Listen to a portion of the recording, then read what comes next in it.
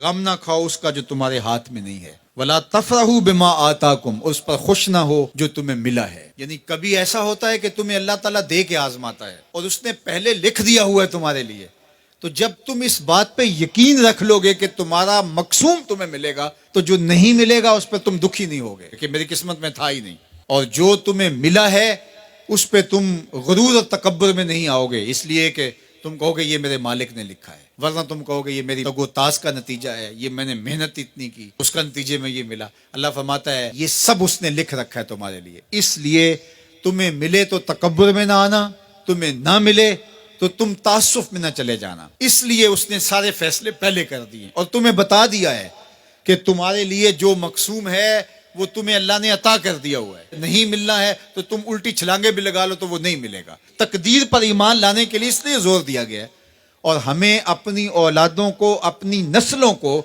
یہ چیز راسخ کرنی چاہیے کہ تقدیر پہ ایمان لائیں۔ اگر ہم اس میں کامیاب ہو جاتے ہیں تو وہ پریشان نہیں ہوں گے، دکھی نہیں ہوں گے، ٹینشن میں مبتلا نہیں ہوں گے۔ میں اپنی بات آپ کو 100 مرتبہ بتا چکا ہوں کہ میرے والد نے اس حوالے سے مجھے اتنا زور دیا، اتنی دفعہ کہا کہ اللہ نے تو جو کتوں کا لکھا ہے اس کو بھی ملتا ہے، تم تو پھر انسان ہو، اور جو قسمت میں لکھا ہے وہ مل کے رہے گا۔ اللہ اکبر۔ ہاں، ہمیں محنت کرنے کا کہا گیا، ہمیں تگ و تاز کرنے کا کہا، جد و جہد کا کہا گیا۔ شیخ سعدی فرماتے ہیں کہ ایک بندہ جا رہا تھا تو اس نے دیکھا کہ ایک شیر شکار کر رہا ہے، تو وہ ایک سمت ہو کے بیٹھ گیا۔ ایک لومڑی تھی جس کے پاؤں بھی نہیں تھے، ہاتھ بھی نہیں تھے، تو دل میں سوچا کہ مالک تو اس کو کیسے رزق دیتا ہوگا۔ تو شیر آیا، اس نے شکار کیا اور اچھا اچھا کھا لیا اور پس خوردہ چھوڑ کے چلا گیا۔ یہ رینگتی ہوئی آگے بڑھی اور وہ جو پس خوردہ تھا وہ چھچڑے وغیرہ تھے، کھا کے پیٹ بھر لیا۔ کہا کہ مالک تیری قدرتوں کے رنگ ہیں، تو نے اس کا بھی وسیلہ بنایا ہے۔ تو وہ کسی کام پہ جا رہا تھا، کاروبار کرنے جا رہا تھا، اس نے کہا مجھے کیا مصیبت ہے، جب لومڑی کو دیتا ہے تو مجھے نہیں دے گا۔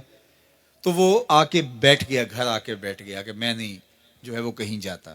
1 دن 2 دن 4 دن فاقوں سے گزرا، تو پھر ہاتف سے آواز آئی کہ جو لومڑی کو دے سکتا ہے تجھے بھی دے سکتا ہے، لیکن لومڑی نہ بنو، شیر بنو، خود بھی کھاؤ اور اوروں کے لیے بھی وسیلہ بنو۔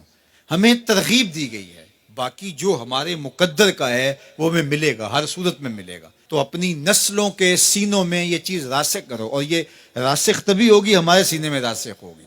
تو اللہ فرماتا ہے ہم کسی کو زیادہ دیتے ہیں، کسی کو تھوڑا دیتے ہیں، جو تمہارے مقدر میں تمہیں ملتا ہے، جو نہیں ہے نہیں ملتا، اور ہم نے پہلے لکھ دیا ہے۔ کیوں لکھ دیا ہے؟ کہ تمہیں جو ملا نہیں اس کی پریشانی نہ ہو کہ مجھے کیوں نہیں ملا، بھئی اللہ نے لکھا ہی نہیں تھا، بات ختم۔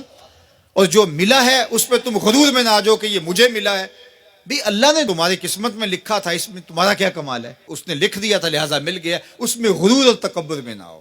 تو اللہ جل شانہ نے یہ ہمارے لیے خوبصورت نظام پیدا کر دیا ہے کہ اس کریم مالک نے، اس رحیم مالک نے ہمارے لیے سب کچھ لکھ دیا ہے۔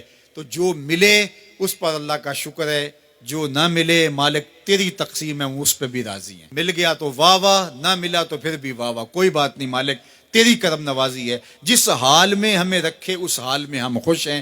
یہ اگر میرا اور آپ کا مزاج بن جاتا ہے تو زندگی سوکھی ہو جاتی ہے۔ تقدیر پر ایمان لانے کے ساتھ وہ انسان آسودہ ہو جاتا ہے۔